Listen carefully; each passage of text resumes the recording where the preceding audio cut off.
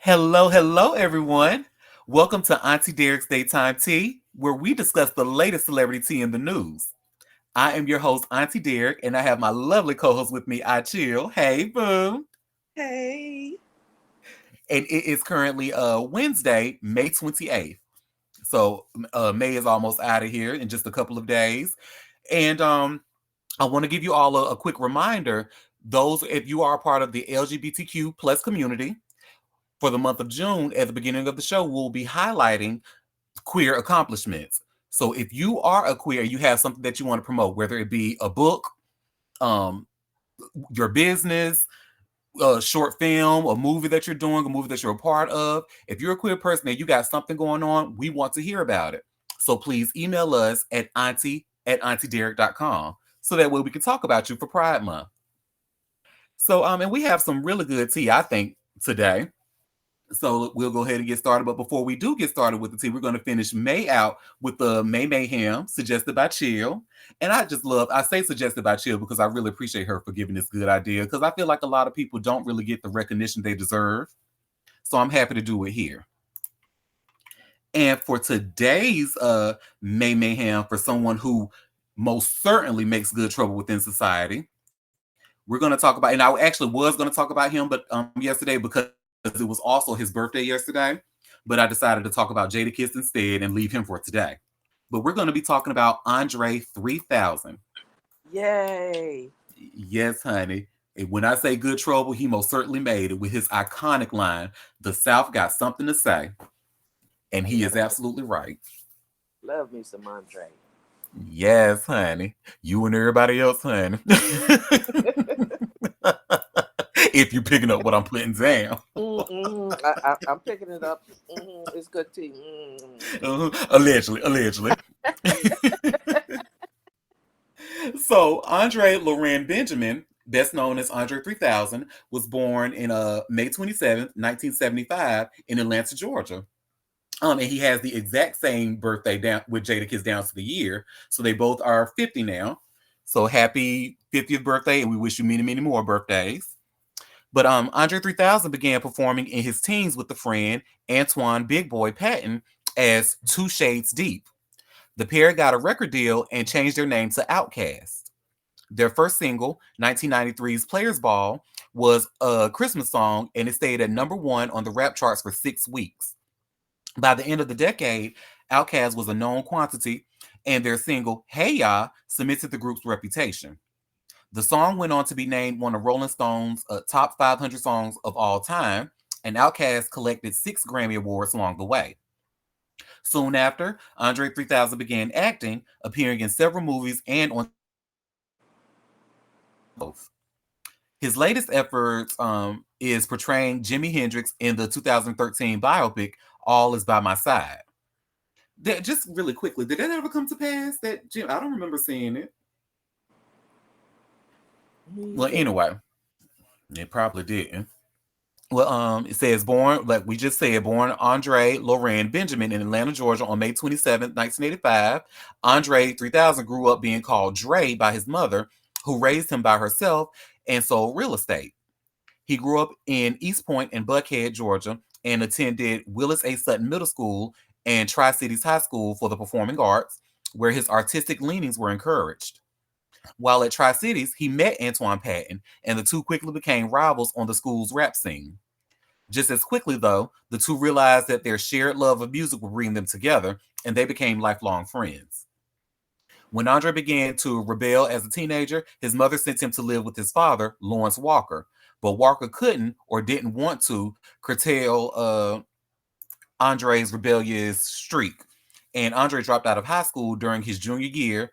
He would later earn his GED. Like most teenagers, Andre spent a lot of time hanging out around malls, but he and Patton used these locales as performance spaces, forming a musical duo called Two Shades Deep and rapping for throngs at shopping centers and in parking lots. They soon managed to get introduced to Organized Noise, an Atlanta production trio, and Andre and Patton began hanging out in the trio studio with other Atlanta artists. Before long, their association with Organized Noise led to an audition with L.A. Reid, the co-founder of LaFace, and imprint of Arista Records, or Arista Records rather. My bad. Reed was underwhelmed, so the duo went back to the studio and refined their sound, showing up on Reed's doorstep once again when they were ready. This time, Reed offered them a contract, but both young men were still minors and their parents wouldn't let them sign a contract, so they would have to wait a year to make it official. I know this. I know that's right, parents. The duo changed its name to Outkast and cut its first single, Players Ball, in 1993 for a compilation Christmas album. The song went gold and maintained their number one spot on the rap charts for 6 weeks. In the spring of 1994, Outkast released its first studio album, Southern Playlistic Cadillac Music. I know that was the tongue twister. You know, it's all, y'all know I need my eyes checked. Anyway, which landed at number 20 on the Billboard chart and number 2 on the American R&B chart. The duo sound was labeled by some as being part of the new Dirty South hip hop, but skimming through any other albums reveals songs that are not easily categorized. Around this time, Andre made some changes to his lifestyle that would help redefine him as a person and as an entertainment figure. He gave up smoking and drinking and became a vegan, and he also began to dress in an eccentric way, all of which helped him gain fresh attention in the media and the public. In 1998, Outkast's success came back to bite them as their song Rosa Parks ignited a lawsuit by Rosa Parks herself. The suit was dismissed, but Parks appealed in 2003. Emerging from the scandal, Outkast released 3 more albums into the new millennium: ATLians, Aquemini, and Stankonia, all of which peaked at number 2 on the Billboard chart. In 1997, Andre and singer Erykah Badu had a son together and named him Seven. The couple will soon part ways soon after. Speakerbox slash The Love Below, that was released in 2003, was the next album to appear, and it was unique in a couple of ways. First, each member of Outkast claimed one half of the record. The Love Below was Andre's, and Speakerbox was Big Boy's, Patton adopted stage name. The other trait that sets this record apart was that it's the first record that Outkast had put out to find its way to number 1 on the Billboard charts. If that wasn't enough, the same year, Outkast also hit number 1 on the singles chart with Hey Ya and The Way You Move. The former from The Love Below and the latter from The Speaker Box, and the double won a Grammy Award for for Album of the Year. The infectiously popular song Hey Ya was later named on Rolling Stone magazine's 500 Greatest Songs of All Time list. Andre next took on Hollywood, getting out from behind the mic and in front of the camera in 2003's film Hollywood Homicide, starring Harrison Ford. 2 years later, he was back on the silver screen with 4 more films, including Be Cool and Four Brothers. He also joined Quentin Tarantino's production company, A Band Apart, and wrote dozens of songs for movies and TV shows since 1995, from Soul Food, Any Given Sunday, and 8 Mile, to Dancing with the Stars and The X Factor, While he has appeared in several films and TV shows over the course of his career, his role as Jimi Hendrix in Oscar winner John Ridley's All by My Side, that came out in 2014, marks his biggest on-screen performance to date. If Andre has proven anything in his diverse career, is that he's always up for something new. I know that's right. So you continue to be great, you Aquarius, not Aquarius King, you Gemini King. What's 1985? I'm surprised they didn't mention. Didn't he do Cotton Club or something like that? Remember that movie? He did, yeah. And I noticed they didn't mention Idlewild in this movie either. Well, yeah, I mean, in Idlewild. this That's the name of it. yeah, About the club. Yeah, that was. I enjoyed that. that was a good movie. And I am sad to report that as much as I love Outkast, I'm actually a huge Outkast fan, both of them. But Big Boy actually has me blocked on Twitter. He had me blocked since like 2012. And when I saw that, I was like, oh, damn. Look, you see this bitch in the comments. I'm also smart man. Fuck you, Hammy. Well, it was an honest misunderstanding. Yeah, I think it was either one or two reasons. One, so long story short, once upon a time, New York used to have a morning show with Miss Jones in the morning, who was very popular. And that show, I used to get so much life from that show because you remember I moved to New York in 2008. So shortly after that, I want to say a year later in 2009, they canceled Miss Jones in the morning and put Big Boy, from LA, the other Big Boy who spells his name Bigboy, Big Boy from LA. They put his radio show on, and I'm sorry, again, this is no shade to LA, but y'all a little bit different than what we are on the East Coast. So his show really did not connect with the listeners, and that's why that shit wasn't over there for a long time. But I put something on Twitter like I'm so sick of this corny ass Big Boy show or whatever. So both Big Boy from LA and Big Boy from Outkast blocked my ass. That's one theory, and then the other one is I said something about Big Boy said something. Big Boy from Outkast, he said something, and I pretty much tweeted, Big Boy need to stop that fake activism and let us know when the next Outkast album is coming out. So he probably didn't like either one of those. So it was, I think it because that's the only negative thing that can be looked at as negative that I can think of that I've said about Big Boy on Twitter. Because remember, I'm a fan, so but whatever.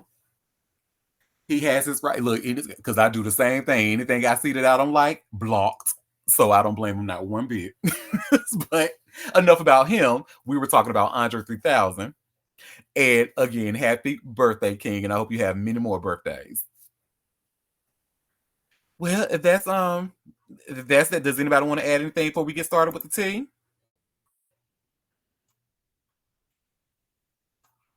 All right. Well, let's get started with the tea, horny. It's tea time. Yes. So what I'm gonna do is, of course, finish up where we finished from where we left off yesterday about the live updates from the trial. And I think the last thing that we read about, if I remember correctly, was Capricorn Clark. The defense tried to pretty much say make it seem like she had a crush on Sean Diddy Combs, but she had to say, "Oh, our relationship was 1,000% platonic." Her words. So let me just see what else. So this is yesterday's CNN link that we were using. And let me just go to the see what we missed. Mm-mm-mm. Well, Capricorn Clark, they have she has been dismissed from the witness stand, so she has told all of her testimony as of yesterday. And I actually thought they were going to have much more from her, but it doesn't look like it. Um,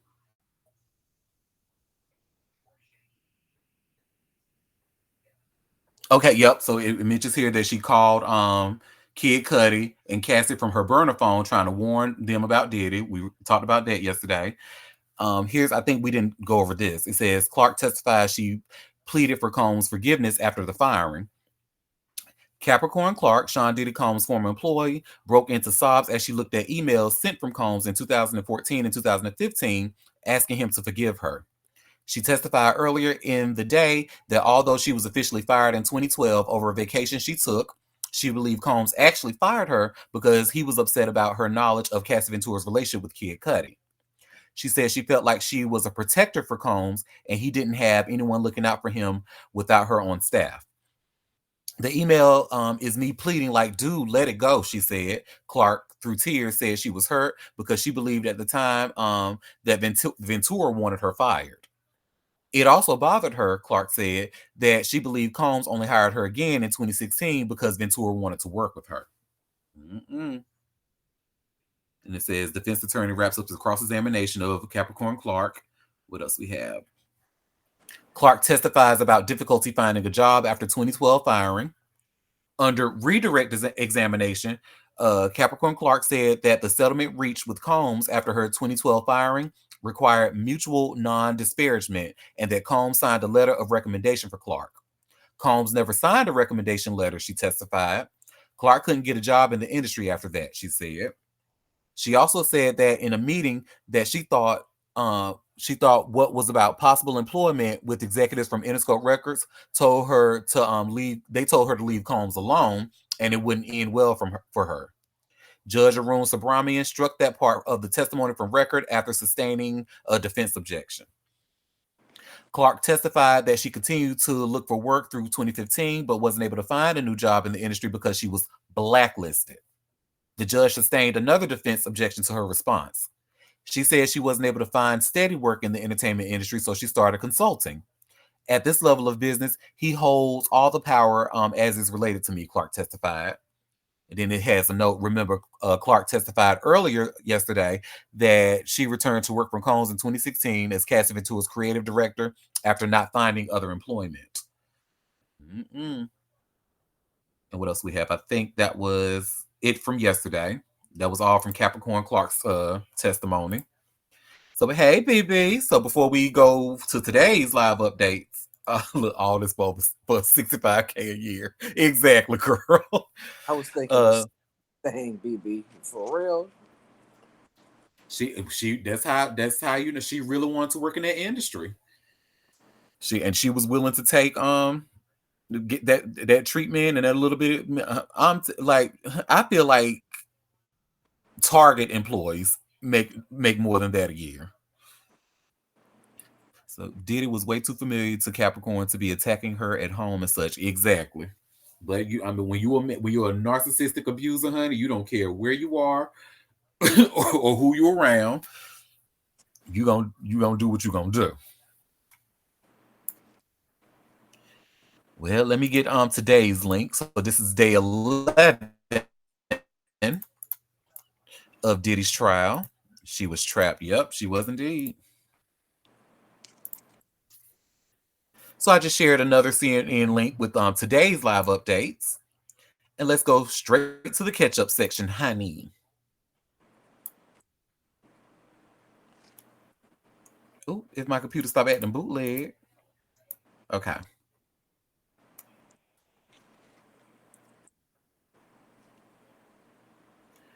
Where is the first update? Okay, so it says so far the jury has heard from 2 witnesses today. Here's what they said. So jurors in the Sean Diddy Combs federal racketeering and sex trafficking trial have heard from 18 witnesses so far. But Christopher Ignacio, he's a Los Angeles police officer. Ignacio responded to Kid Cudi's home in December of 2011. The December 2011 morning, Combs allegedly broke in. Ignacio and his partner responded to a radio call of possible burglary at the home and testified that he noticed a black Escalade parked outside of Kid Cudi's home. The SUV took off up the hill as the marked police vehicle with the lights and sirens on pulled behind it. Ignacio testified that he didn't pursue the Escalade because there wasn't a crime at that point. When Ignacio went inside, the door was unlocked. No one was home, but a number of high volume items like watches and purses were in plain sight. Some wrapped and some unwrapped. And y'all remember Kid Cudi testified last week that after the break in, he noticed his home security cameras had been moved. Inside the home, some gifts had been opened, and his dog was locked in the bathroom. Excuse me. Ignacio testified Kid Cudi was flustered, real flustered, but didn't report a gun being involved or that any property was stolen from the home. He said he didn't remember if anyone told him a gun was involved in the incident at Kid Cudi's home, but he confirmed that he didn't reference a gun in his report. And then there was Lance Jimenez, Los Angeles Fire Department arson investigator. So Jimenez testified he responded to Kid Cudi's home in January 2012 to investigate a fire set to the rapper's Porsche. Jimenez said the Porsche was parked close to the garage and he observed a cut in the canvas roof with burn patterns throughout the seats, the center console, the interior roofing, and some of the carpet. Jimenez testified he believed that someone targeted the Porsche, noting that it was not easily visible from the street in an affluent neighborhood with low crime activity and another car parked in a driveway at the time that was not harmed. All while Jimenez said that there was severe damage to the Porsche, it wasn't nearly the kind of catastrophic damage he normally sees from fully operational Molotov cocktails, he testified. There was a bottle on the front seat, and there was a cloth, a handkerchief, on the center console that was burned, Jimenez said, adding that he also saw a disposable lighter outside of the car a couple of feet from the driver's side. Pictures of the damaged Porsche Jimenez described on the stand were shown to the jury. The bottle, cloth, and lighter were tested for DNA, but only the bottle returned results, Jimenez said, confirming that a partial DNA profile consistent with the female contributor came from the bottle, but said he didn't know exactly what that meant. Earlier, Jimenez testified that he does not have any expertise in DNA testing or analysis. And remember, last week, Kid Cudi testified it looked like the top of my Porsche was cut open, and that's where the Molotov cocktail was put in. So, so they did test the Jimenez, Sandra's name. Oh, Al. Well, when she's not around here walking on red carpets, it's Tia Career, allegedly, allegedly. Hey, Sandra. But yeah, so that's really interesting. So they did find it. They took the bottle, tested it for DNA, and did find partial female DNA on it. So maybe that was I'm putting two and two together. Maybe that was Capricorn Clark's throwing that Molotov cocktail against her will. So what else? What's the next update? And it says the jury has been dismissed for lunch. Here's what they heard after a morning break. It says a mistrial motion denied. So Diddy's defense tried to declare a mistrial. They said nope. Diddy the defense moved for a mistrial, claiming prosecutorial misconduct, citing Los Angeles Fire Department arson investigator Lance Jimenez. Thank you, Happy. His testimony that fingerprint evidence taken from Kid Cudi's home after a December 2011 trespassing incident was destroyed. Defense attorney Mark Agnifilo said the prosecution's implications within the questioning were outrageous. Prosecutor Christy Slavic said a mistrial was absolutely unwarranted. Judge Arun Subramanian denied the mistrial motion and instructed the jury that the questions regarding the destruction of the fingerprint cards and the answers given are irrelevant to this case and the defendant and are not to be considered by you. After the break, Jimenez returned to the stand and said that he made multiple unsuccessful attempts to make contact with Capricorn Clark and Cassie Ventura during his investigation within a couple of months after the January 2012 Kid Cudi fire. He testified that after several calls to Clark, her brother answered and told the investigator to leave her alone. Jimenez said he also made contact with Ventura's father, but he wasn't helpful. And then there was a celebrity stylist, Deontay Nash. He was the third witness to take the stand and said he was testifying under subpoena and did not want to be there. Nash testified he started working for Combs and Ventura around 2008, starting as an intern and later becoming a stylist. Nash testified on multiple occasions he heard Combs tell Ventura he will beat her ass. Ventura will be super emotional after these incidents, he said. Other threats included not releasing Ventura's music or threatening to get her parents fired from their jobs. The stylist also testified that all photos of Ventura's outfit needed to be sent to Combs for approval. Let me see if there's any new updates as of now. It looks like that's the last update. So we will continue with the live updates tomorrow. Keep y'all updated. Hey, Happy. Go ahead, boo. Hi, just for your podcast listeners, and I have to do them justice. It's Jimenez. Thank you. Someone is listening next to me. You go, that's. We will tell Tia I am so sorry. I did not mean to pronounce her civilian last name. And you still call that man Jimenez. Jimenez. I'm sorry. But, child. Now, I wonder, why did they destroy the evidence? I mean, usually, shouldn't they keep stuff like that, even though they hadn't solved the case? Yeah. Because now that they have this man in custody, why wouldn't they get DNA from, I don't know. It just seems like a lot was missed. It was good. And you want to know why? Because I think the people investigating was on Diddy's payroll. So they were paid to get rid of evidence. They weren't supposed to find that partial DNA. Now, that could be totally true. Allegedly. And BB says, the way I was saying Jimenez when it's actually Jimenez, BB says he's country as a syrup sandwich. Jimenez, it's not either one of those. Oh, Jimenez. That's chill. That's You know, Man, you gotta damn eat it. justice to all the E's deep. Menendez, Fernandez, Ramirez. Oh my gosh. And you see Handy said that's that Durham Spanish. Fuck y'all. And if his But you know name what? You're was right. Jimenez, you would know it. I bet. If Lit. your man name was Jimenez, you would know it.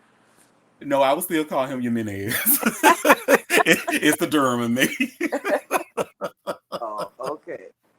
But I truly apologize from the bottom of my heart for those who have the surname Jimenez. I am truly sorry. I mean, no shade by it. Just like they said, I'm just as country as a syrup sandwich. And if y'all heard like Spanish speaking people from here talk English, then y'all they will probably say Jimenez also. So, Man, a syrup sandwich that brought back some memories. Do you hear me? mm-hmm. I Look, now the love bitch talking about syrup. how I say syrup sandwich.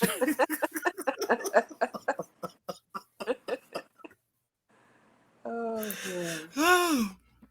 Well, does anyone want to add anything else about Diddy or Jimenez? Jimenez, excuse me. Damn it, I still don't know. Anybody want to add anything about that before we go to the next story? Well, I hope they have more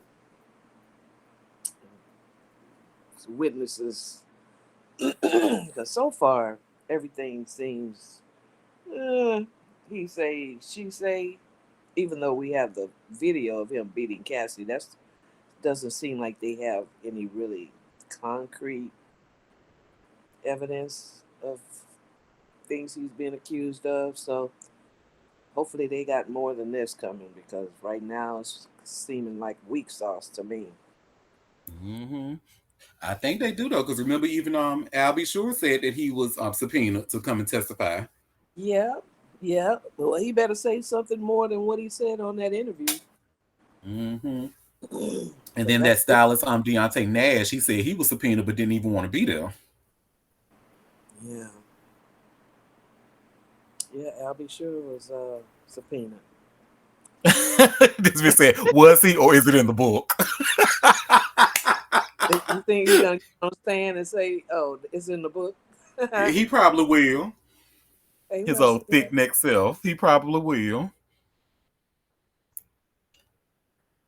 Whew, y'all, this when I tell you the complexion for the protection, honey, so I'm sure y'all have heard the news about the Chrisleys being Yeah. pardoned by President Trump, child. Mm-hmm. Oh God. Well, most of us aren't surprised. We kind of like foresaw this coming, and we remember we talked about them before when they were in jail. And Samantha, the daughter, she was like very very pro Trump, and I guess it worked because now both of her parents are out of jail. But you know who's pissed about it, honey? And I mean he's livid about it. Ooh. Joe Exotic. Where's my pardon? Exactly. And I just shared this link from TMZ. Joe Exotic slams White House after Trump pardons Todd and Julie Chrisley. So Joe Exotic let his inner tiger come out Tuesday, absolutely blasting Donald Trump for pardoning Todd and Julie Chrisley when he continues to sit in prison with no word on his appeal. In case you miss it, 47 issued a full pardon for the Chrisley Knows Best stars who have been serving their combined 19-year prison sentence after they were found guilty in 2022 on federal charges of bank fraud and tax evasion. The Tiger King star swiftly unloaded his frustrations, writing in a press release he shared on Twitter. I have never been more disappointed in my life that President Trump is pardoning all these people that have actually committed crimes, and yet the president leaves me in here as an innocent man. Further venting his anger, he added in a separate tweet, I guess being innocent is not enough in America. He also questioned why the entire world can see he's innocent while the White House refuses to acknowledge what he believes is evidence of perjury committed against him in season 2 of Tiger King. As we reported last week, he shared the same confusion with us when we caught up with him following the deportation of his husband, Jorge Marquez Flores, from the Federal Medical Center, Fort Worth, in Texas. Joe is serving a 21-year sentence for a murder for hire plot against foe Carol Baskin and has routinely pleaded his case across social media, hoping to win over Trump. But so far, his wishes have gone unanswered. While Joe is absolutely gobsmacked by the Chrisleys' win, their family is elated. Savannah had nothing but praises to sing following the news and told TMZ she is beyond grateful to President Trump for seeing the truth and restoring my family. What truth, girl? What The, truth? the truth about what? What truth is what girl? They went to jail for being scammers. Like, They got matching veneers. oh, oh. Look, and they probably got a matching boyfriend too, allegedly, allegedly. Yeah, Mm-hmm. yeah, that's. And he pardoned some sheriff recently too, who had been giving out badges to people for bribes, where they could um, get access to places they wouldn't normally have access to, as a, I guess, a appointed kind of deputy or Mm-hmm. something. They weren't real deputies, I don't think, but yeah, he was, selling badges basically. Like, wow. Okay, so scammers. So he letting all the scammers out, honey. Well, I guess scammers will sell the flock together, apparently. Well, yeah, yeah. These are his supporters. Yeah, they said so. Joe, I'm sorry, boo, but you didn't do any scamming. You did a murder for hire plot allegedly, so you don't count for a pardon. And you're gay, so so he don't. You know he don't rock with that. I'd be surprised if he pardons them for sure. Hmm. And you know what really pisses me off about Todd and Julie being pardoned, honey? I'm about to share another link. Is that they actually don't have to pay any more of their restitution. Yeah, everything's gone. That pisses me off, honey, to high heavens. But that's that complexion for the protection. So, and I just shared this TMZ link, and y'all see where it says, just like Chill said, Todd and Julie Chrisley could reclaim millions after Trump pardon bombshell. So Todd and Julie Chrisley have not just regained their freedom, they may regain millions and millions of dollars they paid in restitution. As you know, President Trump pardoned their asses yesterday, citing what he believed was an unfair trial and sentence. The Chrisleys were sentenced to more than 7 years in prison in order to repay more than 17 million dollars in restitution. The lawyer has said that they have paid some of that restitution back, but not all of it. Under federal law, when a president pardons a prisoner, if there is unpaid restitution, that debt is immediately canceled. Translation: whatever the Chrisleys owe, they no longer have to pay. But get this, under federal law, the president can order that if restitution was paid, the victims who receive it have to repay the person convicted of the crime. At this Wow. point, yeah, girl, at this point, we have not seen the pardon document the press signed to determine if payback is on the table. The Chrisleys were found guilty on federal charges of bank fraud and tax evasion, like I said earlier, with Todd being sentenced to 12 years in prison and Julie being sentenced to 7 years behind bars.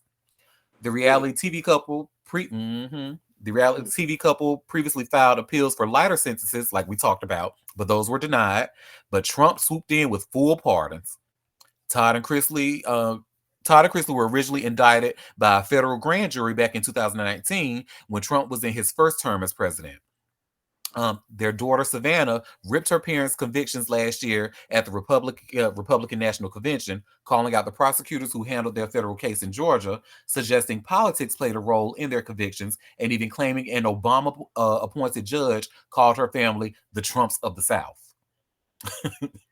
An attorney for the Chrisleys, Alex Little, prisoner at Litson PLLC, said in a statement, President Trump recognized what we've argued from the beginning.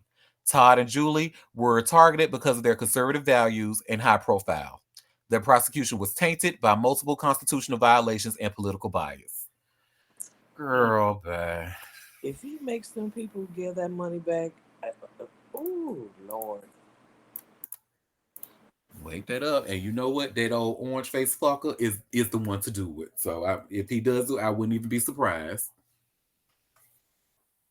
Bastard. I really don't like that man, nor the people who voted and supported his ass. Well, that's that on that. Does anybody want to add like add anything? He's definitely going to do it. Exactly. I can foresee him doing that. Because anything that he has an opportunity to do that's terrible, he's gonna do it. So does anybody want to add anything about that fag and his hag before we go to the next story? No, because if I do, you won't be able to publish this. You gonna have to pull this episode. Okay. Buckle. Well, anyway, well, speaking of racism, remember we previously talked about Angel Reese and how she was pretty much saying that she's thankful for the WNBA and their investigation of like what was happening to her at games and other black players and stuff. Well, it turns out the WNBA said that they found no evidence of racism. So y'all see where it says, I just shared this TMZ link. WNBA finds no evidence of racist fan behavior at Angel Reese versus Caitlin Clark game. Look, Hammy says, color me shocked. Exactly. So, child. The WNBA says it's found no evidence fans were spewing racist hate towards Angel Reese or anyone else during Chicago's game against Caitlin Clark's Fever earlier this month. The league launched a probe after social media accounts alleged Reese and some of her teammates were on the receiving end of some disturbing trash talk during the Sky's May 17th matchup against the Fever at Gamebridge Fieldhouse. But in a statement released Tuesday afternoon, the W says its investigators have yet to find anything that corroborates the report. Based on information gathered to date, the league said, including from relevant fans, teams, and arena staff, as well as audio and video review of the game, we have not substantiated it. Nonetheless, Reese clearly supported the investigation, and as during a May 20 meeting with reporters, she said there was no place in the game for the behavior that was alleged. She added she was thankful the WNBA and her team were looking into everything. For the Fever's part, it was clearly happy with the league's findings. Writing in a statement Tuesday, we appreciate the swift and thorough process undertaken by the WNBA to investigate these allegations, which were not substantiated. At Gamebridge Fieldhouse, the team continued, we are committed to providing the best possible basketball experience for players and fans where hate speech has absolutely no place. Indiana is home to the world's greatest fans, and we look forward to an exciting season of Fever basketball. Yeah, okay, Mhm. girl. They save it for the comments. That's where it is. This girl here is the Trump of the WNBA. White people have put her in, and I'm not saying she wants to be in that position because she has said before that she doesn't want this to turn into a racial thing or whatever. They're just there to play basketball. I get it, but her white fans are just nasty. They talk about Angel so bad, and now that she's injured and supposedly out for 2 weeks, ticket sales have gone down. I mean, they support this woman 10 toes down, and the racist comments in any story about her are really egregious. So I don't think she wants to be in that position, but that's where she is, unfortunately. Yep.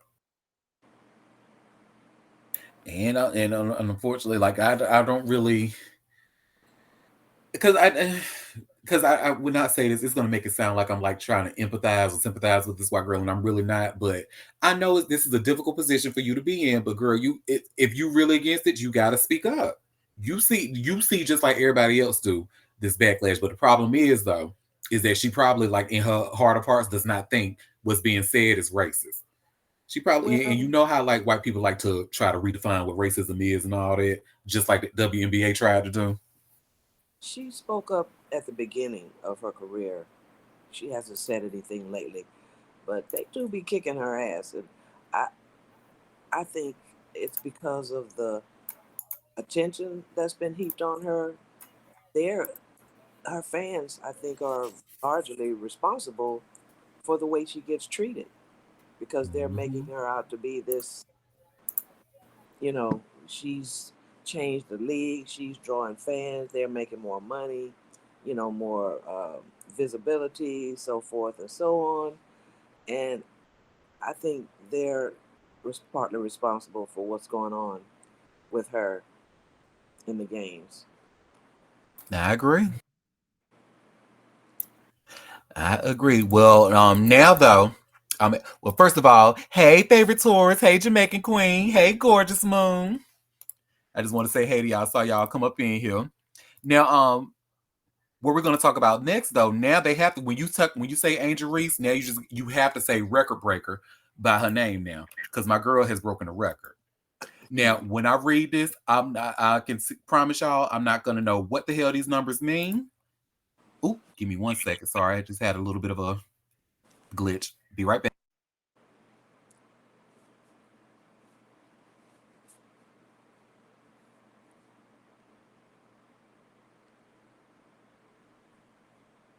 Sorry about that. So, like I was saying, she set a record in the WNBA, and I'm sharing this link from SportingNews.com. And y'all see where it says Skies Angel Reese sets huge WNBA record to outdo Caitlin Clark during injury. But look, the girl is at home with an injury and still broke records, honey. Y'all can't fuck with her. So, Angel Reese has been in a bit of a rough patch regarding her play on the basketball court. But the WNBA's rising star, second year forward, moved back into a good place on Tuesday night when she broke an impressive league record. Reese has now accumulated more than 500 points and 500 rebounds in her WNBA career. It took her 38 games to reach 500. 500.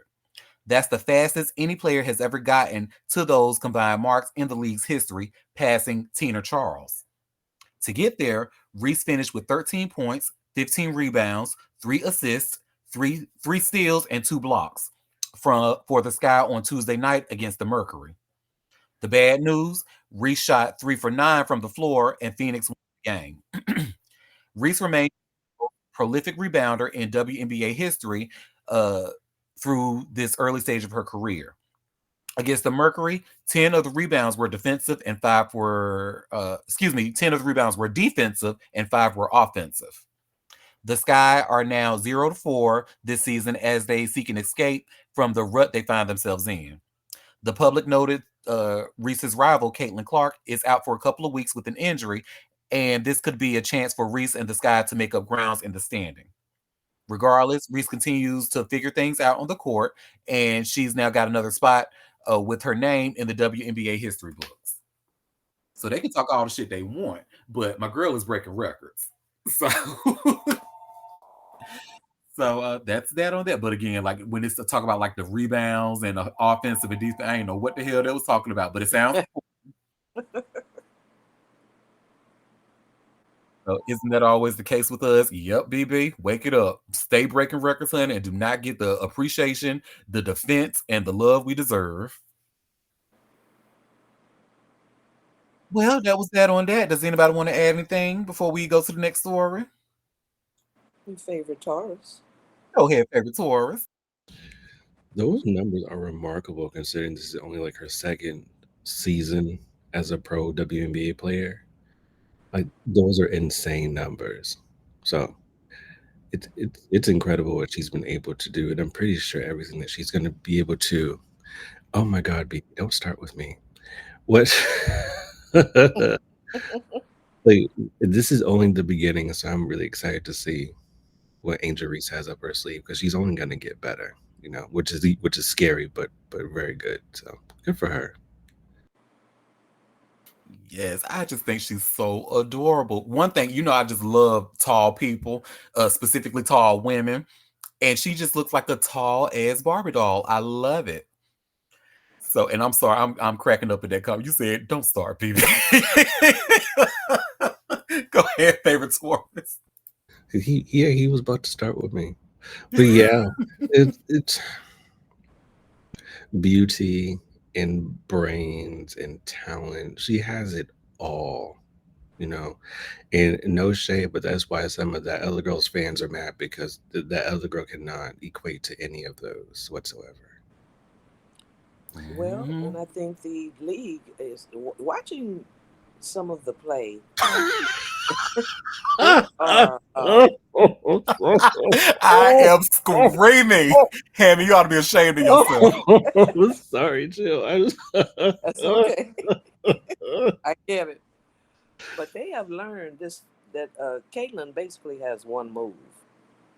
She's been doing it all her career, and they have learned how to stop her. And then she gets frustrated. See, now they're getting in her head. So her stats are falling because she's frustrated. They are giving her the business. They letting her know that you, your fans might be hyping you up, but you playing with the big dogs now.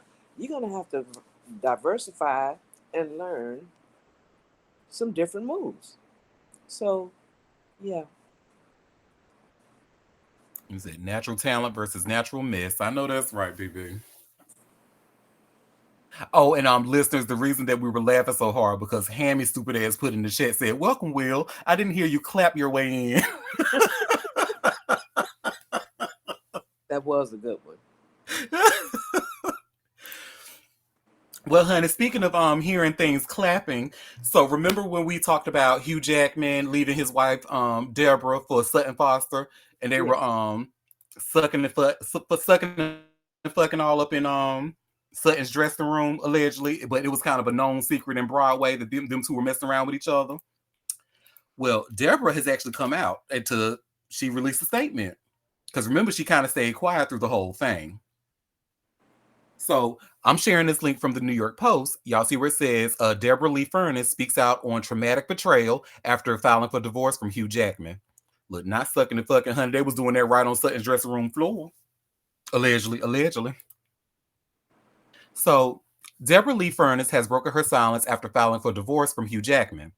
In a statement the Daily Mail on Tuesday, Furness, who's 69, seemingly alluded to Jackman's alleged affair with his Broadway co-star Sutton Foster as she spoke about the end of their 27-year marriage. My heart and compassion goes out to everyone who has traversed the traumatic journey of betrayal, Furness said. Uh, it's profound. It's a profound wound that cuts deep, the Australian actress added. However, I believe in a higher power, and that's God, the universe, whatever you relate to as your guidance, is always working for us. Furness went on, this belief has helped me navigate the breakdown of an almost 3 decade marriage. I have gained much knowledge and wisdom through this experience. Even when we are presented with apparent adversity, it is leading us to our greatest good, our true purpose. It can hurt, but in the long run, returning to yourself and living within your own integrity, values, and boundaries is liberation and freedom, she stated. Furness also shared that one thing she's learned is that none of this is personal. We are all on our individual journeys, and I believe that the relationships in our lives are not random. We are drawn to people. We invite them in order to learn our lessons and to recognize and heal the broken parts of ourselves. I remain grateful, she concluded. The Post has reached out to Jackman's rep for comment. Furness and the X-Men actor, who's 56, got married in 1996. They have kids, Oscar, who's 25, and Ava, who's 19. The former couple announced that they were divorcing in 2023. Furness officially filed for divorce in New York on May 23rd, the Post confirmed. According to the Daily Mail, Jackman and Furness, who have a reported $250 million fortune, are just waiting for the judge to sign off on the divorce agreement. An insider claimed that a settlement was reached and that Deborah is pleased with she's pleased with it, which includes a handsome spousal support payment. The source added that Furness got what she believed she deserved and that the divorce proceedings gives her closure that she needed. Since last year, rumors have swirled that Jackman allegedly stepped out on his marriage with Foster, who's 50. The younger actress filed for divorce from her husband of nearly 10 years, Ted Griffin, in October 2024. The exes have a daughter, Emily, who's 7. In November, Furness allegedly liked a post from her private Instagram account of blogger Tasha Lustig, claiming that the Deadpool and Wolverine star had blindsided her with sharing his relationship with Foster. Sources claim to U.S. Weekly that Jackman and Foster did have an affair, and the romance is the reason that Hugh and Deb got divorced. We know. Furthermore, insiders told the Daily Mail that Furness reportedly had suspicions about her husband working with Foster. The Music Man co-stars confirmed their romance in January when they stepped out holding hands for a date night in Santa Monica, California. She's a much nicer and much more mature lady than I would ever be because I would have really say fuck both of them stupid ass motherfuckers. Fuck him and his little bit of ass dick. And I hope she's okay with having a little dick because she's about to be dealing with that for a lifetime. Baby, I would have made them look, but you know what? Never mind. No, I would have because they probably would have fucked up my spouse support payments. So she did right. This was a nice she probably had this statement generated by AI. She's classy, honey. She just want her money. Hello. Honey, look at that. And that picture that they're using for the thumbnail, honey. You see that I want to speak to your supervisor bang. Hey BB. Hey, boo. So, can we talk about all these marriages that are dissolving after like decades together? Like, do people not realize when you're married to someone or even if you're dating, you have to keep things fresh. I think they get to a point to where I love you, but I don't like you. So it just turns into I don't want to be with you no more. So then they go out looking for other things instead of just talking to their partner like, where are we? What we doing? Like I'm seeing a rampant of these, and it's weird to me. But then again, judging Hugh Jackman, ew, I'm disgusted at all three of them. Okay, well, not too much on the Australian Tay Diggs now. I said Not too, Australian Tay Diggs. yes, that is Let the me tell you, Australian Tay Diggs. do you have long COVID? Bitch. Because you have no taste, No, and I'm I'm not gonna talking need you about looks wise. I'm talking about because he's a Broadway man. Like he likes to perform and sing and dance and keep hop it, around all over the place. keep it. See, We that don't didn't want make to it hear it. no better. No We better. don't want to hear it. Hugh Stankman and his concubine and his ex-wife all are very unfortunate looking. I mean, look at that picture. It's like a what is that? And his lips are so thin. Like, girl, are they there? Ugh. I'm just I'm disgusted. But that I think overall that's what concerns is that people get in these relationships and they think what you did to get me is going to keep me. But as you saw for her, it was girl, I'm divorced. It's been 30 years. I got what I deserved, which was money. And I understand that. Girl, I don't have to bash you, but I also don't have to get philosophical and all. God, girl, move on. You got the money. That's what you wanted. You good. hmm Just like Hammy says, blah blah blah, all this philosophical shit. Slice his tires and burn his drawers, girl. Exactly. I mean, that's what Like, I would have done. welcome. Welcome for me. And her, and I probably would have threw a drink in her face. But no, but it'll be like a basketball wise mode. Like I would act like I'm, oh hey girl, how you been, bitch, and then walk away, something like that. That's you. You all about the drama. Well, yes, yes, I am. It's a Well, does trash anybody? raising you.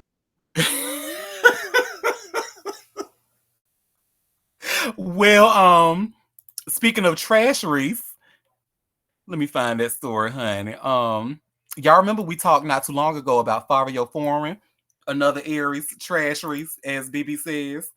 We talking about him being locked up in jail for terroristic threats, and he's been in there ever since January. I don't know if y'all remember that story, but he actually just changed his plea. He pled to the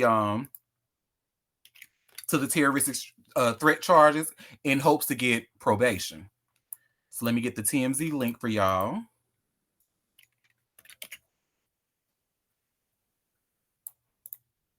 So y'all see, I just shared this link. Fabio Foreign, jail since January, pleads guilty and pushed for probation. We got to talk about it again. Yes, bitch, we got to keep you updated in case this crazy ass Aries gets out. So, Fabio Foreign's year has been a total wash, seeing he's been jailed since January on a weapons charge. That there could be a light at the end of the tunnel for the City of God's rapper. The New Jersey PIO tells TMZ Hip Hop that Fabio pled guilty to terroristic threats, threat to commit a crime of violence in the third degree. Fabio had been facing 4 other charges, including unlawful possession of a weapon and aggravated assault. But Fabio's attorney, Adam Lusberg, tells us those counts are expected to be dismissed in exchange for his guilty plea. We broke the story. Edgewater police arrested Fabio Foreign on New Year's Day after a woman accused him of pulling a gun on her when she asked him for a car jump. Lusberg tells us he hopes Fabio will end up with probation when sentenced in August, especially since he's already been in jail since the arrest early this year. We'll know soon enough if it ends up that way. So, I mean, my thing is though, you threatening to shoot somebody who asks you for a jump, like I don't know if freedom is something that nah, I don't. I think y'all get what I'm trying to say, but I don't want to, because I know black people are disproportionately in these jails, but some of them deserve it, honey, like him. And that shit is, and he knows, remember, he's a New York native. He knows very well about the strict gun laws they have between New York and New Jersey. So, I mean, when you do clownery, the clown comes back to bite, said Queen Monique. So, That's it. that's that on that. Does anybody want to add anything else before we go to the next story? Yawn.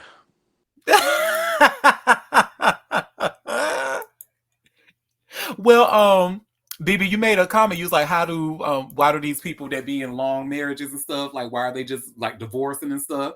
Well, this story is actually about a marriage that didn't last very long, and we talked about them. When was it? I think we talked about them on that Sunday show that I did.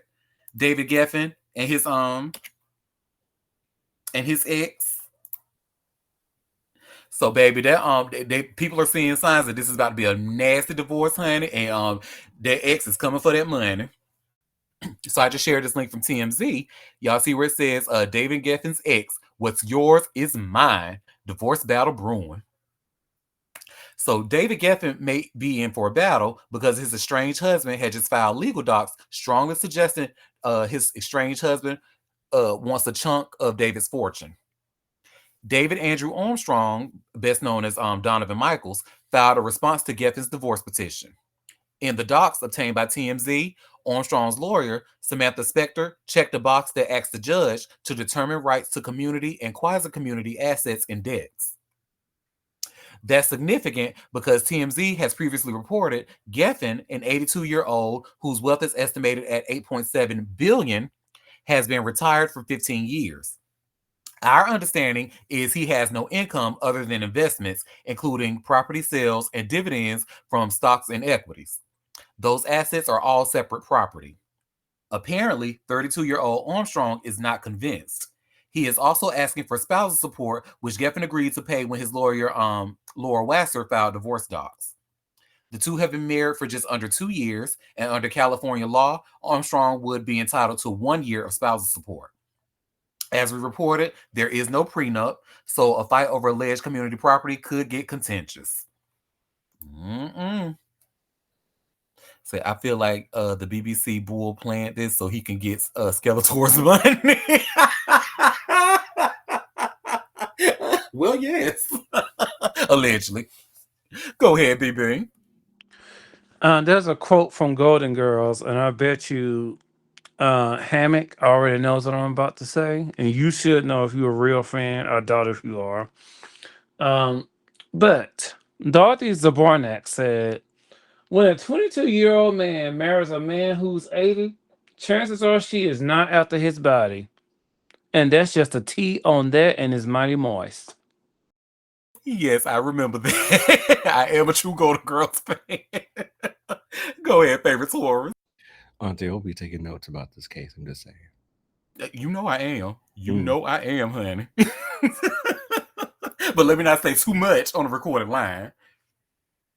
I would never do anything like that. I love my man for him, not his money. That was so believable. I got you. Lies, lies, in the words of Aretha Franklin, lies, lies, and top of lies. That's all it is. And in more words of Aretha Franklin, can you turn that down? He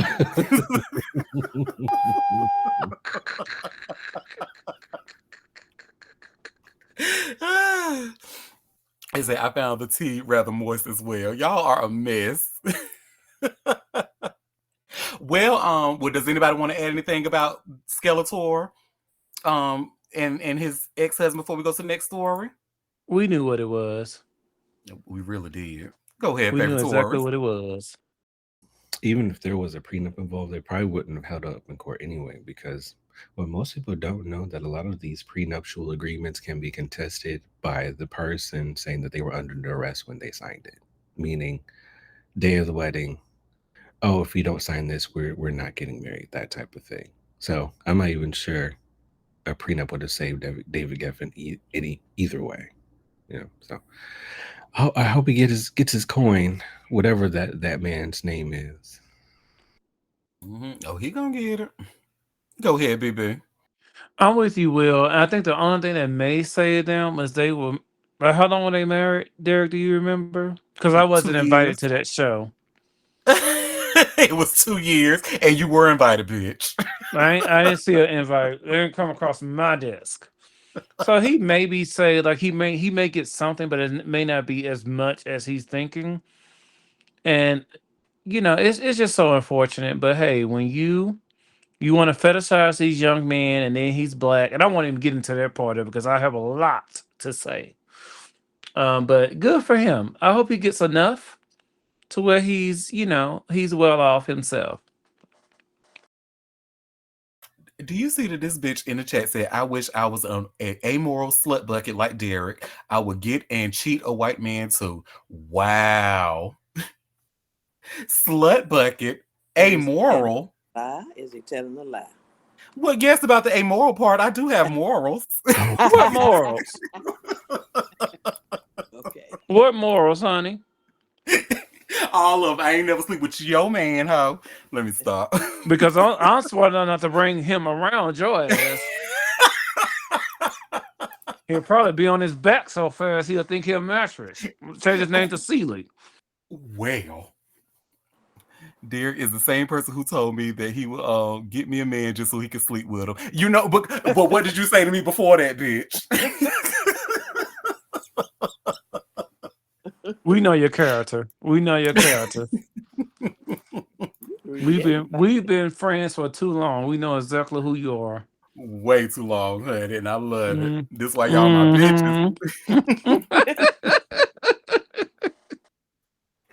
Well, y'all, so this next movie, this is really for like millennials and some of Gen X. Do y'all remember the movie Jawbreaker? It's one of my personal favorites, but I'm sure y'all remember it. of course. Okay. Well, y'all remember how Tatiana Ali was in it? She made like a little appearance in the movie. Well, she's actually speaking out, and she said that she experienced some racism, and and she was bullied on the set of Jawbreaker, and Rose McGowan actually came to her defense. So I just shared this link from People, and y'all see where it says Tatiana Ali recalls being bullied on Jawbreaker set until Rose McGowan intervened and said that she's a real one. So Tatiana Ali remains grateful Rose McGowan stood up for her on the Jawbreaker set over 25 years ago. The Fresh Prince of Bel-Air alum shared throwback photos on Instagram May 23rd from her time making the 1999 cult classic. In the caption, Ali, now 46, recalled making the film as a teen and dealing with a bullying co-star whom she did not name. I was the only one actually in high school when we shot this, and I dealt with a little bullying on set from one actress in particular, she wrote. Ali added, but one day she tried it in front of everybody, and Rose McGowan told her to shut the fuck up in front of everybody. I will always love her for that. In the comment section, McGowan, who's 51, responded, I'll do it again. And Ali called the star a real one. McGowan added in an additional comment, you are that forever combo. Dignity, brains, and beauty. Directed by Darren Stein, Jawbreaker is about a group of popular high schoolers who accidentally kill the prom queen in a prank gone wrong. The cast also includes Rebecca Gayheart, Julie Benz, Judy Greer, Ethan Erickson, and more. At 90s Con held in Connecticut back in March of 2023, the main trio, McGowan, Gayheart, and Benz, reunited for a group photo. McGowan appeared at the convention for a Charmed panel. Benz was there for Buffy the Vampire Slayer, and Gayheart for Beverly Hills 90210. Stein said in a 2016 Vice interview, whenever you have three girls and they're playing three bitches of the school and they're shooting a film in a compressed 4 weeks to shoot a movie, that tone affects the dynamic of the girls. In a 2024 conversation with Interview Magazine, Gayheart said our attitude was punk. While making the low-budget teen comedy, the attitude trickled down into set, the trailers, into the video village, our scenes, and our relationships. It was a vibe we all had, she recalled. Gayheart added at the time, listen, I think if we were to do this now, it would be a very different vibe because you're right. Women are supporting women. There's not so much of that fierce competitive whatever. And I think if we had to do it all over now, it would be similar in many ways, and it will be different in a few ways. Benz also said in that interview, because it was such an intense shoot and because we were working 6 days a week and it was that intense high school bubble, that the dynamics of the characters, like Darren was saying, fell over into the dynamics between us, and our relationship as the characters kind of overflowed into our off-set relationship on set.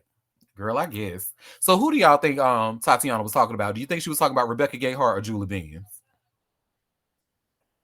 See, I understand. I really wish somebody would grow a backbone and start naming these people, but again, I stand why they don't. I think it was Rebecca too, honey, allegedly. So that's that on that. She said that she was going through being bullied. Now this People article didn't mention the racism, but that post that I saw on Instagram did. So I just found it to be very interesting. Oh, both. We said both. It could have been Julie Benz as well as yeah. I feel like, at this point though, Tatiana could have said some names. Like it's like, girl, what would have done? And then it's like, as far as are the other two girls even working, like Julie Benz and Rebecca Gayheart? Have y'all seen them in anything recently? I know I haven't. So anyway, anybody want to add anything before we go to the next story?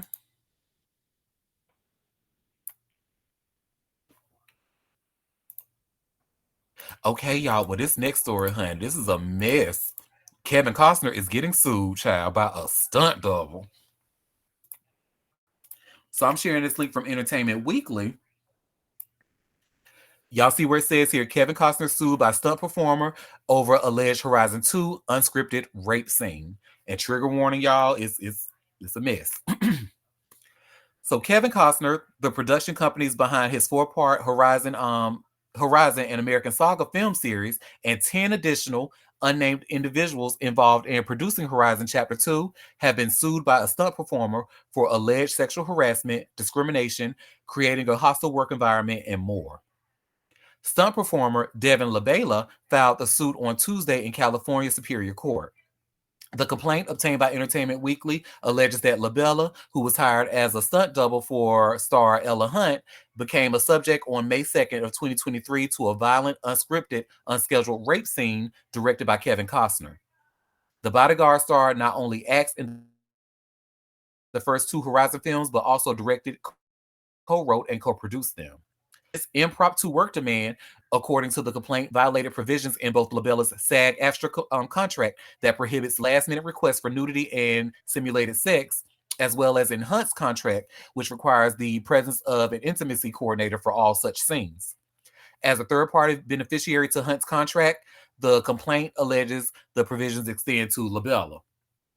On that day, I was left exposed, unprotected, and deeply betrayed by a system that promised safety and professionalism. What happened to me shattered my trust and forever changed how I move through this industry, LaBella wrote in a statement shared with Entertainment Weekly. This experience has ignited me in a lifelong mission to be the advocate I once needed, ensuring no one else is ever left as vulnerable as I was. James A. Is that pronounced Vagnini? LaBella's attorney, noted in a statement shared with Entertainment Weekly that Tuesday's suit was filed not only for the damages the plaintiff has sustained, but to address the continued failures of the highest levels of Hollywood production companies to comprehend and address the impacts of performing in sexually explicit and violent scenes and the need for intimacy coordination.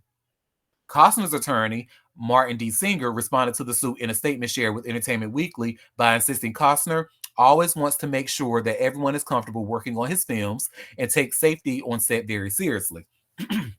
However, this claim by Devin LaBella has absolutely no merit and is completely contradicted by her own actions and the facts. Singer's statement refers to LaBella as a serial accuser of people in the entertainment industry who has worked with the same lawyer on past claims and claims that the facts are clear and we are beyond confident that Kevin will prevail. In addition to sexual discrimination, sexual harassment, and the creation of a hostile work environment, LaBella's suit alleges an additional sexual harassment claim, failure to remedy or prevent harassment and discrimination, retaliation in violation of the Fair Employment and Housing Act, interference with exercise of LaBella's civil rights, infliction of emotional distress, and breach of contract. LaBella and her attorneys are asking for a jury trial. Costner and the production companies behind Horizon are facing separate arbitration claim alleging breaches to a deal, which was filed earlier this month by New Line Cinema. The production company that co-financed the series with Horizon series, Costner's loan out company, is demanding repayment after City National Bank initiated arbitration proceedings. Costner has spent upwards $38 million of his own money financing the series, which cost a reported $100 million total to produce, and so far has grossed roughly $38 million globally. Ooh. Oh, so these movies don't put him in debt, it looks like. But yeah, that's that on that. She is suing. She said that I experienced something at work. It was a hostile work environment, and it's a breach of contract. Both my SAG contract and the one that we had with the movie is they said that we couldn't do that, and if we were going to do that, we were going to have an intimacy coordinator in the room. So I'm sure we haven't heard the last of this. We'll see what happens, and I will update y'all once I read the update. Does anyone want to add anything before we go to the next story? Another one. Girl, honey, and unfortunately, chill, just to give you a heads up, I got like 2 more stories today about inappropriate behavior with men. Wow. Mm-hmm. Well, this other one, what did anybody want to add anything about this one before we go to the next one? Okay, well, this next one, honey, I'm sure y'all probably seen this shit on y'all timelines, or maybe not, because I feel like this internet comedian, he's not really y'all lane. But HaHa Davis, are y'all familiar? Carlos HaHa Davis, y'all familiar with him? Absolutely not. Oh, Well, y'all about to be familiar with them now, honey, because y'all see I just shared this link from Vibe. HaHa Davis released after domestic violence arrest and reacts in an Instagram video. It said his name should be HaHa because ain't shit funny. Exactly. Well, HaHa Davis joined Drewski and comedians being the talk of the internet this past weekend through their reasons, though their reasons were vastly different. The 32-year-old personality was reported released after being arrested for domestic violence allegations and reacted in an Instagram video. Davis was taken into custody on Friday, May 23rd in Utica, Michigan, and booked into Macomb County Jail. He was later released after posting a $5,000 bond. Details on the domestic violence allegations have been scarce, but his latest Instagram video makes it seem as though they aren't serious. They aren't serious from his perspective. The visual features him and Melly, a woman he has made several videos with, sitting on an airplane together. She explains how it is the first time traveling together, but he insists that she cannot record him because he works for the airline. Only thing we do domestic is flights, he wrote in the caption, tagging Melly. In the comments, he added, from mugshots to backshots, and fans quoted some of his signature lines to celebrate his supposed freedom. Bond man, please free me, one user wrote. Jail man, yeah, that's me, another user added. And then they have the video where you can watch it below. We won't be watching that here. So, but that's that on that. His ad, and he looked crazy as hell too, honey. And you're right, ain't shit funny. I think out of all the HaHa Davis skits I have seen, I have not laughed at a single one, and I've seen a lot of them. And I'm not being. I want y'all to keep in mind, it does not take a lot. I'm like RuPaul. It is very easy to make me laugh. So what does that tell you? So that's that on that. Does anybody want to add anything about him?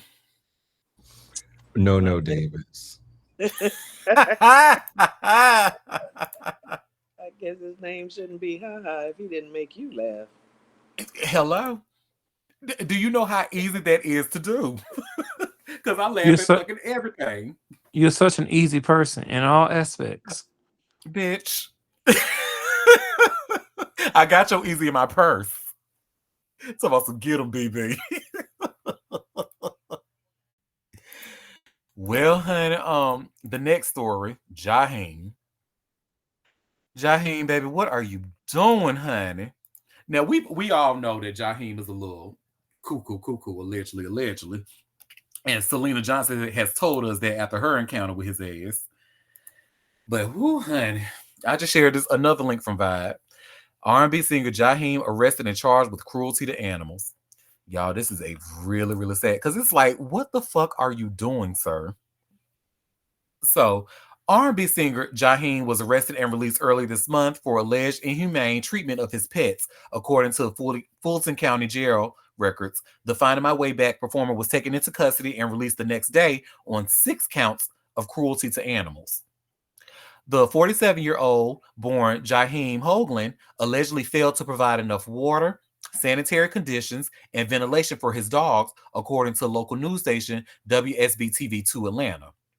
He is said to own 4 pit bull terriers, a hound mixed breed, and a French bulldog. This is not the singer's first time being accused of mistreating animals.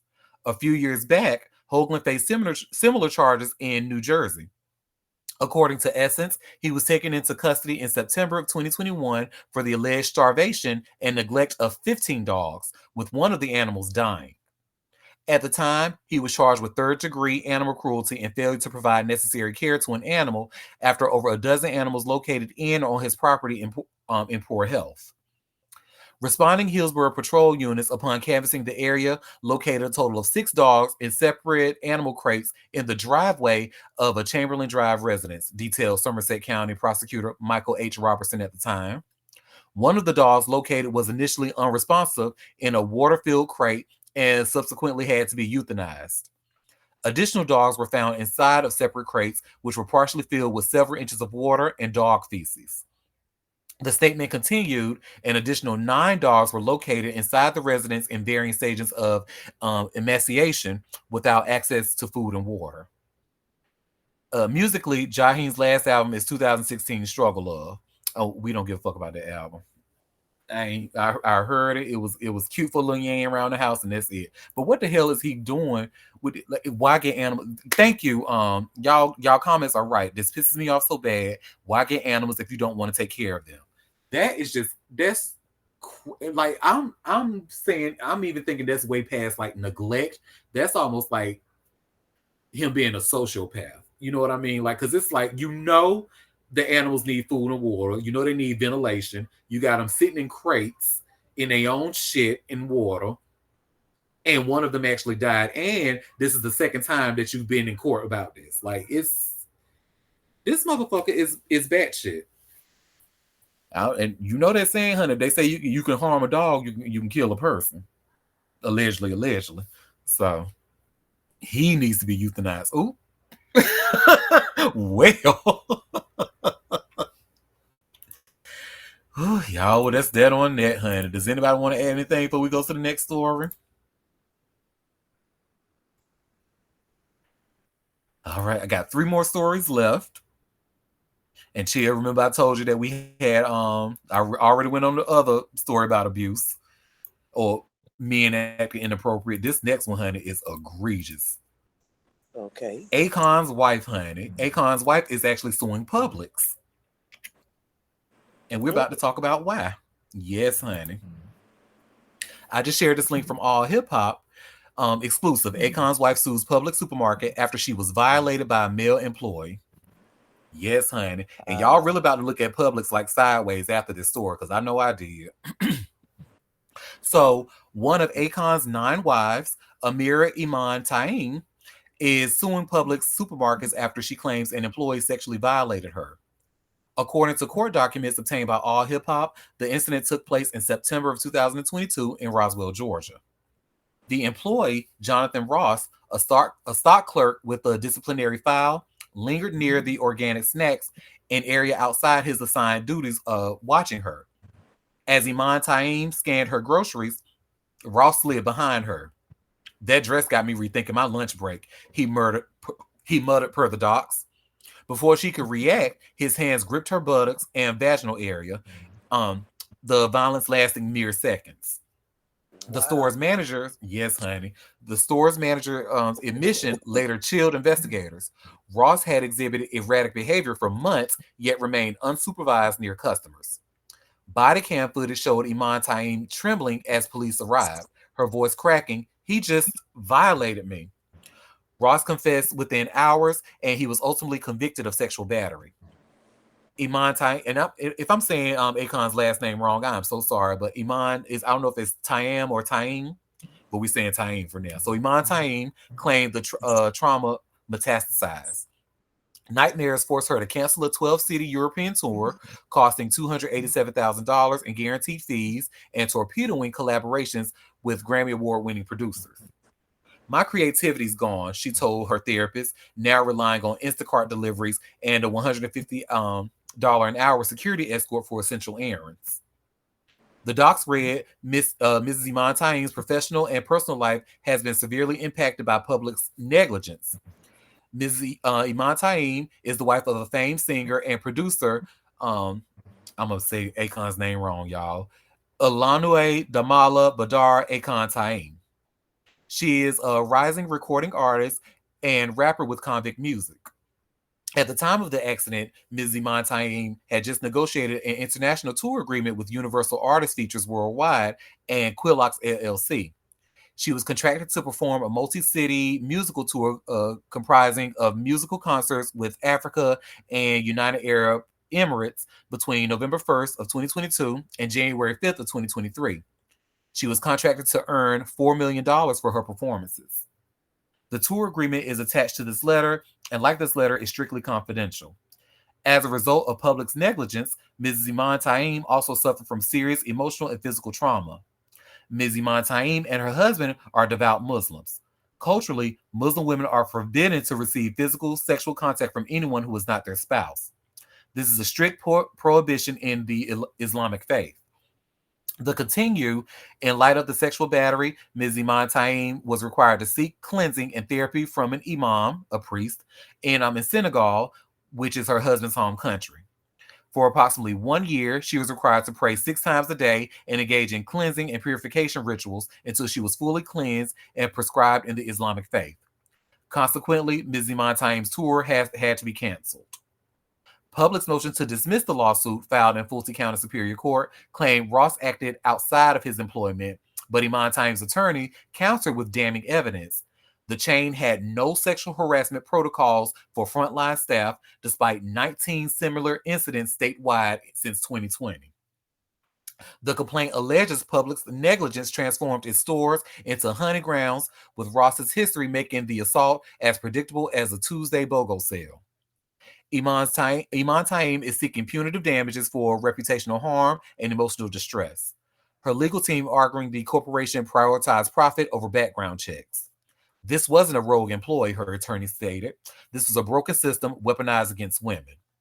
As this position looms, Public's quarterly earnings report, released days after Ross's conviction, noted a 4.2 million allocation for customer incident resolutions. So they're already spending like $4.2 million for their employees being inappropriate to or customer incidents or whatever. That shit is crazy. What I didn't like about the story though, honey, you see how she was minding her own business shopping. This motherfucker come behind her and sexual assault, but the Islamic faith saying, "Oh, you need to be cleansed." And so I try not to Yeah, speak negatively about people's religion, but that just turned me off so bad.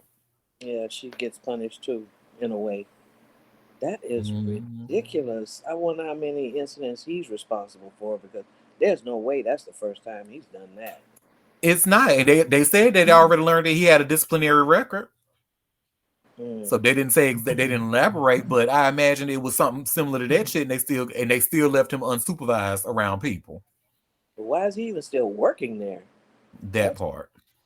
ooh. Go ahead, BB. Chill. Get them. Get Publix. I want them to pay out the ass. We have got to do better. You're responsible for your employees when they're on the clock. There's no way this guy had this disciplinary action and all these files that you knew about that he was unsupervised. And as a company, you will want to protect yourself and protect your customers from these things. So, yeah, girl, get your money. All 4 million plus dollars. I Hello. do feel bad for her because of her religion, but again, Christians have those things in place too. Like if you get pregnant out of wedlock, if you grew up in the South, we watch girls go up to and ask the church for forgiveness. And it's just so sad that we punish women um, for things like this. It's so sad that this is why most of them don't speak up because they're not only persecuted by people, they're persecuted by their religion. So just imagine the mental toll that they took on her because some fool decided to walk up behind her and touch her without her consent. Now you're going through, let's say, a year in synagogue, going through cleansing practices, praying 6 times a day. Baby, you ain't got what's going on? Who got time? But And and I it's just just want to so say the sad to last thing see. I read about Senegal is that they were extremely like they really subscribe to patriarchy. They are really homophobic up to the point where they be killing gays. Like they are Yeah, male censored. So mm-mm. I feel bad for her, but 1 out of 9 wives to Akon. Ooh, honey, put your shoes on. Put your shoes on, honey. Let's go find you a home. She had to cancel her whole tour behind this mess. I mean, that's punishing her. Um, yeah, she needs to sue the shit out of Publix. hmm And I don't think it was Sue her decision her. to based off of what I was reading. I don't think it was her decision to cancel that tour. I think they canceled No, it for her. yeah, it wasn't. Well, does anybody want to add anything before I go to the last story?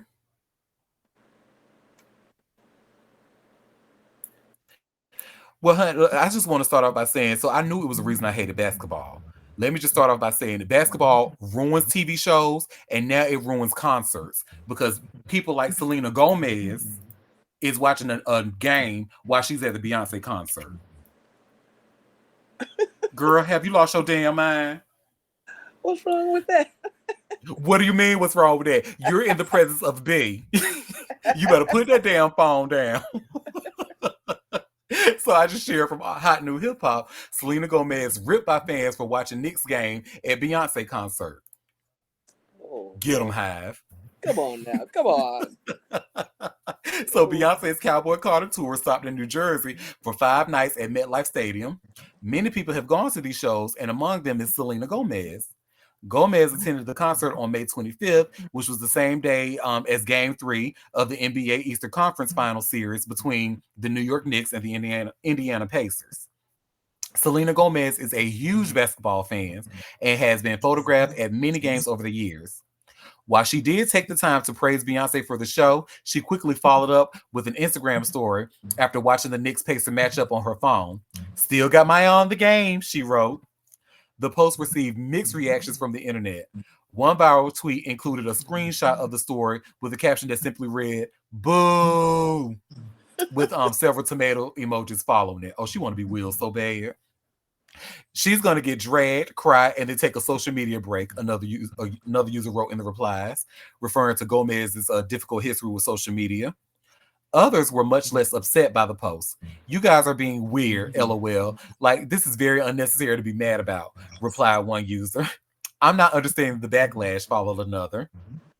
So, Selena Gomez has attended many Knicks games over the years, so it makes sense that she will be keeping tabs on the team while they embark on their deepest playoff run in 25 years. They currently trail in the Eastern Conference Finals 3 games to 1. The Pacers will have a chance to return to their first NBA Finals in 25 years on Thursday evening. As for Gomez, she has not publicly commented on the backlash. However, it is no secret that she's a very online entertainer. As such, she's likely seen the response to her Instagram stories. Maybe she'll be at Madison Square Garden for what could be the last game of the Knicks season. hmm And you know what? If you go to that Knicks game and you don't watch something like some Beyonce concert or YouTube or something, I know what you are, girl. I know what you are. So now, to the untrained eye, this is nothing. But to a bitch like me who knows that Selena has a history of, that all lives matter type shit, it reeks of anti-blackness. I don't care. I don't care. I don't care. So, go ahead, BB. That's what I was about to get. I do think that over first off, this is what we end our day with. But secondly, um, I think that because of her history and who she is, she's a nasty bitch. It gets I'm sorry, I can't say that, can it? Um, Yes, you can. it gets the attention. We know who she is at her core, right? But to me, like I'm multitasking, I care about my sports. I'm at a Beyonce concert. I don't see the big deal, but it's really because of the nasty bitch that she is. People are like, "Okay, girl, you trying it because you're trying to be subliminal about it." But we got your number, girl, and we gonna pull that card every time, bitch. That's right. Go ahead, favorite Taurus. Wasting her energy just to see her favorite team lose and not make the playoffs is crazy. Because the Knicks they are not making it farther in the playoffs. They're already down 3-1. Like one more game and they're out. But yet But of course, Well, she's holding on to that like she's holding on to her music, and I put that in air quotes career. oh yeah, I don't. She sings. I know she sang. And you know what the shade is, and if y'all repeat that I said this, I will deny it. But she actually has a couple of songs that now she can't sing worth a damn. Let's just start there. But she has a couple of songs that are cute for a little Auntie yin Hush. around the house. Auntie Hush. Absolutely not.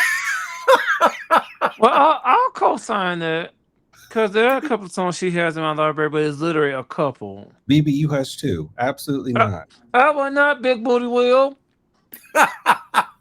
Cause she did make it do what it do on The Heart Wants What It Wants and Mm-mm. Good for You. She Mm-mm. she ate those songs. Mm-mm. I was going to say something inappropriate. I'm going to keep that to myself. Absolutely not. The both of you, please. And then Hammy says we should stop saying these things with pride. The only thing she ate was the Wizard of Waverly's Place theme song. A mess. Y'all are making it so hard for me to be good. I want y'all to stop. I've tried so hard. Let Oh it my out, god. Will. We know Mm-mm. who you are. Mm-mm. I'm saved. Right. I gotta remember I'm saved by the blood. I gotta keep it to myself. What kind of blood? The blood of Jesus. Oh my lord. But just like BB said, we know who you are, just like we know who Selena is. And let me just share my screen really quick so y'all can see. This is why I know this is shady. Because she's trying to make it look like she's not even paying attention to the concert. So y'all see, so this is her story post. Y'all see the let me see, maybe if I trying to so y'all can see the entire thing. Or this is the entire. Look at how far she's not even paying. She's not at the window looking at the stage. She's looking at the side of the screen, and the only thing that she's paying attention is that little bit ass phone with that game, as Will says, with this trash team. So Well, that was baby, shade. she would have need a baker. She caught up in the Roches, so I wouldn't pay attention either. Go ahead, favorite Taurus. But to be fair, because I can be fair sometimes, it's like, do we know if this is like her first time seeing the show? This may have been like her second or third time. Say, oh, I've already seen this before. Let me just focus on something else. Because that could also be a reason why she decided to focus on that trash ass basketball team that's not going to win any titles in this year, the next, and the year after that, and the year after that. They just need to do what they did with the Charlotte Hornets and just cancel the fucking team and move them to Nebraska. The Nebraska Hucklefucks. I don't know, because the New York Knicks are absolute. The New York Knicks are absolute trash, and they always have been. The nappy Well, boy days been gone. Been mm, gone. you might be right. That might have been her first time at it, but then again, the Selena Gomez I know of wouldn't be playing to see black people more than once. So, but you could be right, and that could have been her second time sitting there, and because of that, that's why she had her attention on that terrible team. Again, I'm just saying terrible because y'all saying that I don't have no knowledge about basketball whatsoever, so I'm only taking y'all word that this team is trash. Well, one thing, so we know she's not at the show taking notes as to how she could be better performer because we already know she's already hit her ceiling. That part. And that ceiling is in the basement, but I'll leave that alone. Well, congratulations, happy birthday to her. Isn't she a Mhm. billionaire though? Is she? Let me look. Didn't Is she she a who? get celebrated for becoming a billionaire or something? And I don't know why the hell she is a billionaire. Mm. I remember something about her net worth. Yeah, girl. It says so according to Google, Selena Gomez's net worth is estimated to be 1.3 billion. Yeah. Oh, the wealth is primarily attributed to her rare beauty makeup company, which she founded and owns a stake in worth over 1 billion. Oh, okay. Oh, well, there you go. I had no idea. She said, "What?" I tuned back in. We're still talking about Selena. Yes, we are, honey. But I she, hate panic. she can't invest. She's worth $1 billion. She can't invest 10,000 in vocal lessons. That is insane to me. Well, neither can her best friend. Or are they still friends? Oh, I don't think they're friends anymore, girl. The one she got that kidney from. Yes. But I was Yeah, I talking don't. about Taylor Swift. Oh, That would be a regression. I'm so sorry. Well, I'm just saying. The mediocrity is real. mm-hmm. And Hannah But said, we "I take we my love kidney Wizard of back." Waverly Place. Do we though? Yeah, I don't. I think I might have when that was popular. I feel like I kind of aged out of Disney Channel shows. Well, you are 'Cause- old. Oh Shut my up, god. how? Oh my god. Speaking of, speaking of, oh, y'all. So y'all remember where that Wendy Williams page on TikTok posted that video of me doing Ask Wendy? Hmm. Hey, remember in the video, I just went over to look at TikTok and I saw I had some comments on the video, and the comments were pretty much a lot of them were saying because remember in the video I said I'll be less than I'll be 30 in less than a month. Baby, the comments was eating me up. They said 30, bitch, you look 40, 35, even 39. Damn. And you know what? They were not wrong because when you, especially when you look at what I was wearing, them glasses. That's why I can't stand them little bit ass glasses. I was wearing that leather jacket that I got from my grandfather, and my hairline. I needed a haircut, so my hairline was looking old as hell. So they weren't wrong. Shit, it is what it is. Got ratioed? Oh my god. I got ratioed, honey. I was like, damn, they ain't even lie, but shit, they ain't wrong. Hell, it is what it is. The bitch was looking old in that video. You look like Baby, Sally that Jesse Raphael. that Wendy clip made its rounds, okay? And the Mm-hmm. story that you told lives in infamy. Now, wait, are you talking Period. about the first time or the second time? Well, I didn't know you were on that twice. I only remember one.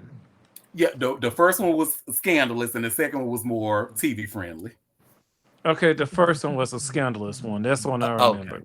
Yep. Because So you the you one that you told a Derek story. Like that's something that would happen to you.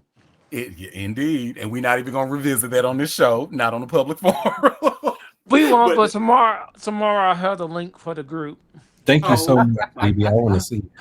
How you doing? but no, the second time was yeah, there's a little bit more TV. I don't think you saw that was me asking about like traveling out of the country by myself, so a little bit more TV Well, friendly. we want to see the first No, y'all don't.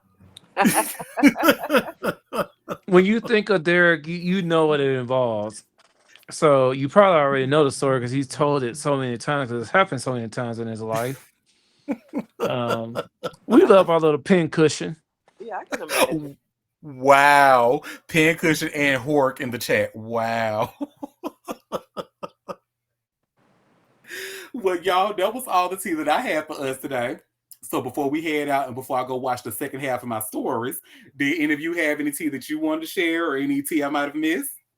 We'll be spilling your tea tomorrow, boo boo. No, you won't. We will. Mm-mm. I Chill. will. I will And find if you it. chill, and if you see in them try to spill any tea tomorrow, honey, I'll ask you as a co-host to kick all their asses out. Oh, y'all! This is Oh, oh, recorded. oh no, This is what the host would do to his constituents. Very nasty. I could never. All tea shall be spilled. Matter of So fact, nasty, let's so honor rude. so nasty and so rude. Let's honor Derek tomorrow. You be our honoree. Oh, man. Well, y'all, thank y'all for coming by to sip tea with me. We will be back tomorrow at 12:30 Eastern Standard Time if you can make it. And it sounds like BB and Hammock will be spilling all my tea tomorrow at the live show. So please come by if you can make it. Do not forget to hit up our email, auntie@auntiederek.com. And in the meantime, you all have a fabulous rest of your day. I'm gonna Bye, have to submit everybody. it there because I'm in office tomorrow. You lucky. I just remembered that, but it will get spilled. Love y'all. Bye, y'all.